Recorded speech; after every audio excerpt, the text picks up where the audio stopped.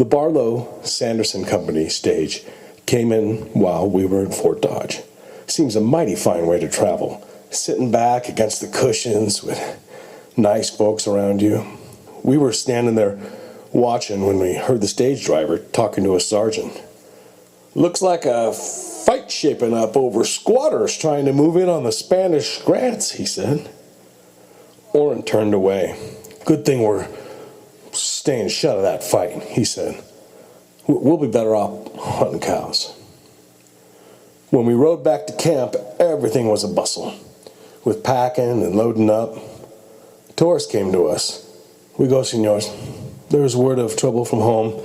We'll take the dry route south from here. You will not come with us?" "We're going to the purgatory." "Then it will be adios." Torres glanced at me. "I know that Don Luis will wish to say goodbye, senor." All the wagons. Don Luis was nowhere in sight. But Drusilla was. And when she saw me, she came quickly forward. "Oh, Ty, we're going. Will I ever see you again?" "I'll be coming to Santa Fe. Shall I call on you then?" Please do." We stood together in the darkness with all the hurry around us and people packing and getting ready to move, the jingle of trace chains and the movement and the shouts. Only I felt like something was going right out from my insides, and I'd never felt this way before. Right then, I didn't want to go hunt wild cows. I wanted to go to Santa Fe. Was this the way Orrin felt about Laura Pritz? But how could I feel any way at all about her? I was a mountain boy who could scarcely read printing and who could not write more than his name. "Will you write to me, Tyrell?" How could I tell her? I didn't know how. "I'll write," I said, and I swore to myself that I'd learn. I'd get Tom to teach me. Orrin was right. We would have to get an education. Some way, somehow. "I'll miss you."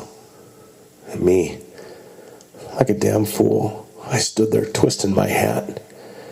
If I'd only had some of Orrin's easy talk. But I'd never talked much to any girl or even women folks, and I had no idea what a man said to them. "It was mighty fine," I told her. "Riding out on the plains with you." She moved closer to me, and I wanted to kiss her the worst way. But what right had a Tennessee boy to kiss the daughter of a Spanish Don? "I'll miss the riding," I said, grasping at something to say. "I'll sure miss it." And she stood on her tiptoes suddenly and kissed me.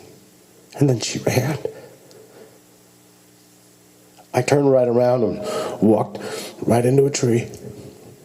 I backed off and started again, and just then, Antonio Baca came out of the darkness, and he had a knife held low down in his hand. He didn't say anything. He just lunged at me. Talking to girls was one thing. Cutting scrapes was something else. Pod brought me up right one way, at least. It was without thinking what I did. My left palm slapped the knife wrist over to my right to get the blade out of line with my body, and my right hand dropped on his wrist as my left leg came across in front of him, and then I just spilled him over my leg and threw him hard against a tree trunk. He was in the air when he hit, and the knife fell free, and scooping it up, I just walked on, and he never looked back. One time there, I figured I heard him groan, but I was sure he was alive all right. Just shook up. Tom Sunday was in the saddle with my dapple beside him. Orrin and Cap went on. "They'll meet us at the fort." "All right," I said. "I figured you'd want to say goodbye. Mighty hard to leave a girl as pretty as that." I looked at him. First girl ever paid me any mind. I said, "Girls don't cotton to me much. As long as girls like that, like you, you've nothing to worry about," he said quietly. "She's a real lady. You've a right to be proud." Then he saw the knife in my hand. And everybody knew that knife, who had been with the wagons. Baca was always flashing it around. "Collecting souvenirs?" Tom asked dryly. Wasn't planning on it. I shoved the knife in my belt. I sort of fell into it. We rode on a few steps, and he said, Did you kill him? No. You should have, he said, because you'll have it to do. Seems I never had a difficulty with a man that made so little impression. All I could think of was Drusilla Alvarado, and the fact that we were riding away from her. All the time I kept telling myself I was a fool, and she was not for me, but it didn't make a mite of difference. And from that day on, I understood Orrin a lot better, and I felt sorry for him. Nothing changed my mind about that narrow between-the-eyes blonde, though. That roan horse never had been any account, and miserable, contrary, and ornery it was, too. We could see the lights of the fort ahead and behind me, the rumble of the wagon wheels as the train moved out, the rattle of the trace chains, and the Mexicans calling to each other.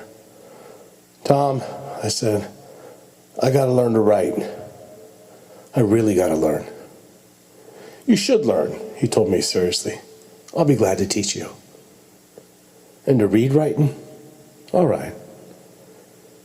We rode in silence for a little while, and then Tom Sunday said, Ty, this is a big country out here, and it takes big men to live in it, but it gives every man an equal opportunity.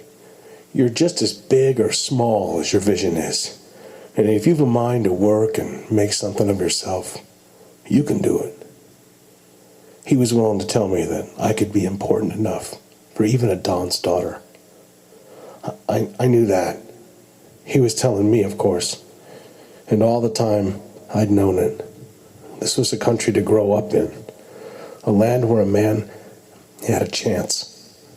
The stars were bright, and the camp lay far behind, and somebody in the settlement ahead laughed, and somebody else dropped a bucket, and it rolled down some steps. A faint breeze stirred, cool and pleasant, and we were making the first step. We were going after wild cows. We were bound for the purgatory.